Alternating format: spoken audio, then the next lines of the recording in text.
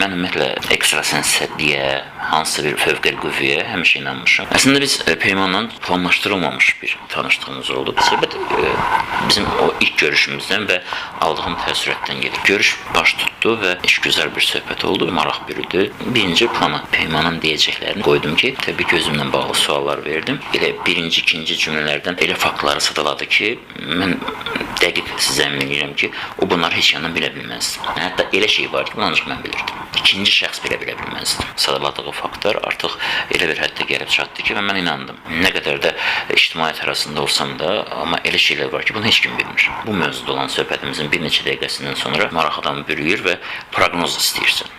Çox soyuqqanlı onun proqnozlarını yadımda saxladım. Çox qısa müddətdən sonra baş tutmağa başladı. Sanki elə bir o qrupdur. Və dediyi proqnozlar addım-addım baş tutdu.